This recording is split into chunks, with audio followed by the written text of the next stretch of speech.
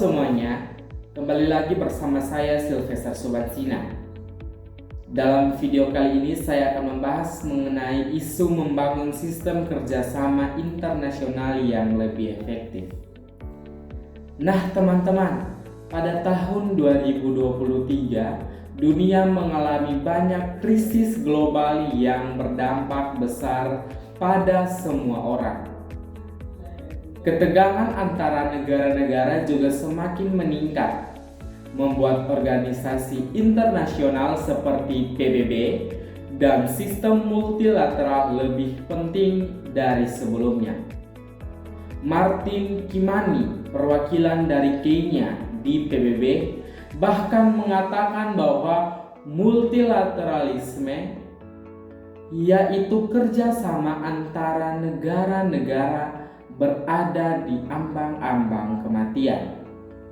Meskipun ada beberapa pencapaian diplomatis penting pada tahun 2022, tetapi situasi global yang rumit menunjukkan bahwa kita perlu membuat sistem kerjasama yang lebih inklusif.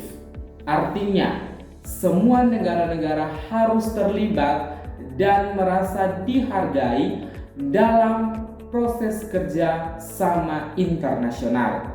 Hal ini juga berarti kita harus lebih baik dalam memahami, menilai, merespon berbagai krisis dan tren yang mempengaruhi dunia kita, mulai dari perubahan demografi sehingga kemajuan teknologi. Nah, pada tahun 2023, kita memiliki kesempatan untuk meninjau kembali tujuan-tujuan global yang telah ditetapkan untuk dicapai pada tahun 2030. Hal ini penting karena kita perlu memastikan bahwa kita siap menghadapi krisis global berikutnya. Salah satunya kesempatan penting untuk memperkuat sistem multilateral adalah Konferensi Tingkat Tinggi atau KTT masa depan pada tahun 2024 ini.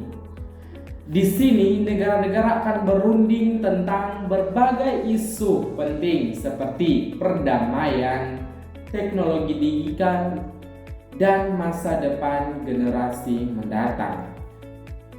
Nah teman-teman, selain PBB, negara-negara seperti India dan Jepang juga berperan dalam memperkuat kerjasama internasional ini. Mereka berencana menggunakan kepresidenannya mereka di forum internasional seperti G20 dan G7 untuk mendorong reformasi dan inklusivitas dalam sistem multilateral. Ini adalah langkah penting untuk membuat sistem internasional lebih responsif terhadap tantangan-tantangan modern. Nah, namun untuk berhasil kita perlu memiliki pemahaman yang lebih jelas dan jujur tentang kondisi dunia saat ini. Nah, tantangan-tantangan kita hadapi tidak boleh membuat kita putus asa, tetapi harus menginspirasi kita untuk bertindak.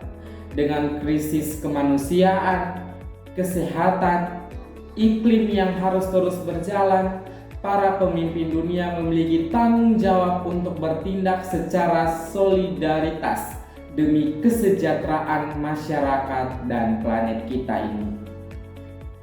Dalam menjelang tahun 2024 ini, penting bagi semua negara untuk bekerja sama dan berkolaborasi dalam menciptakan sistem kerjasama internasional yang lebih kuat dan inklusif. Dengan mengambil tindakan yang tepat sekarang, kita dapat membangun masa depan yang lebih baik untuk semua orang. Nah teman-teman, itu adalah sedikit penjelasan dari saya mengenai isu membangun sistem kerjasama interaksi yang lebih efektif. Seperti yang kita lihat, Nah, sekian penjelasan dari saya mengenai isu membangun sistem kerjasama internasional yang lebih efisien. Sampai jumpa di video selanjutnya.